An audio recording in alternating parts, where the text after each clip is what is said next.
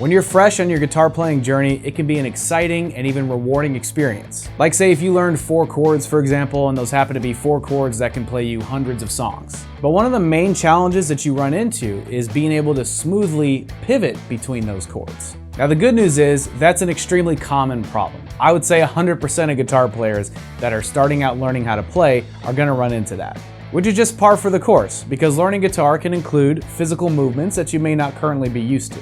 But I got a quick and easy exercise that's gonna help fix that problem. And it doesn't even involve picking anything, so you don't even need to use your picking hand for this. It can take a back seat while we're just focusing on our fretting hand. Be sure to stick around till the end of the lesson because I've got a free gift for you and your guitar that you're gonna love.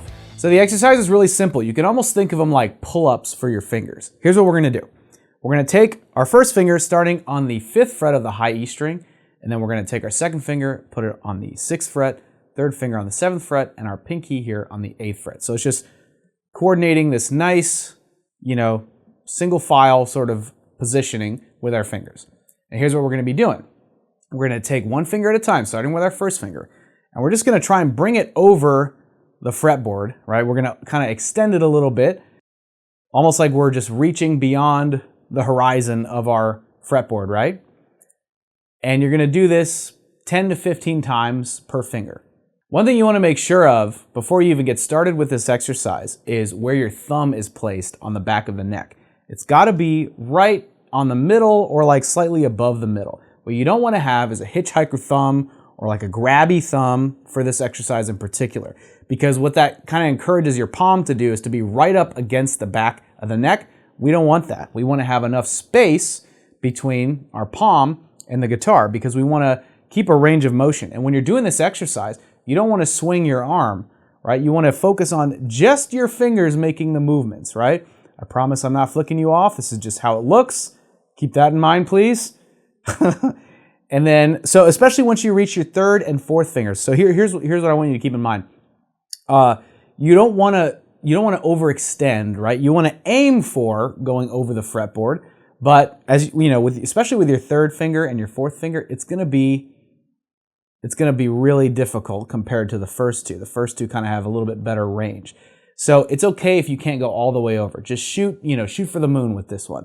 So it's however far you can take it, because this exercise is meant to it's meant to be done repeatedly, so you slightly improve every time. And over time, the reach on your 3rd finger and your 4th finger is gonna be a lot better.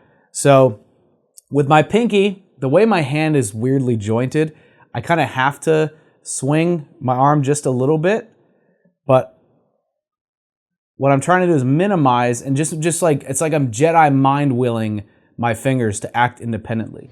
And hey, real quick, if you're getting value out of this lesson, be sure to hit that like button and consider subscribing to our YouTube channel. It really helps us out and it encourages us to keep bringing you more of these lessons.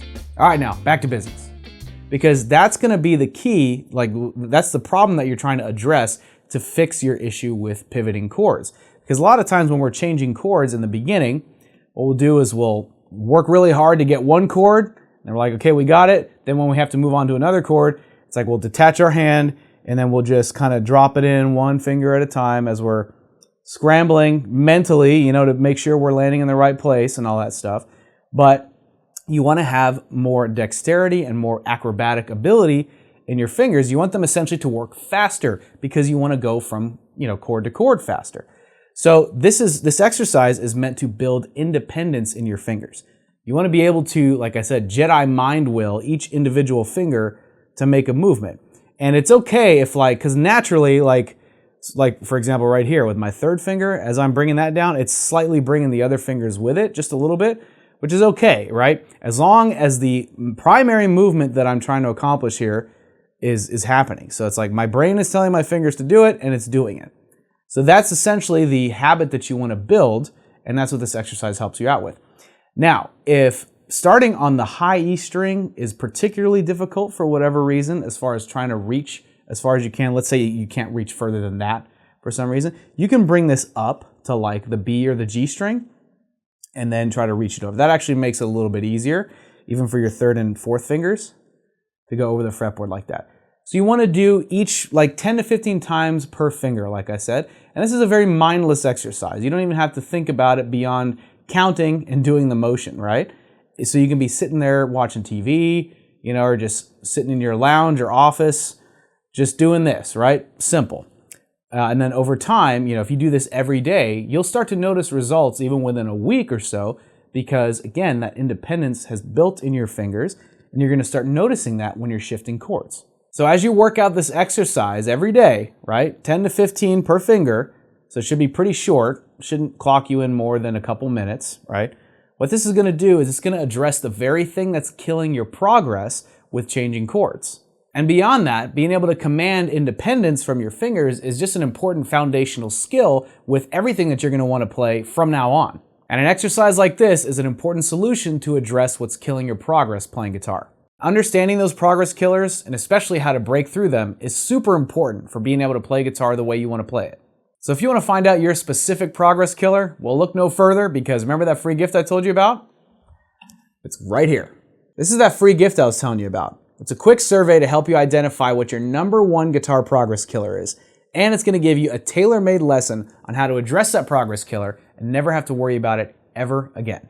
So click here to take that survey, or check the link in the description box. What that's gonna do for you is keep you steps ahead of any kind of challenge that you run into with guitar playing from now on. The learning will never stop, but as of today, it's gonna get a lot easier.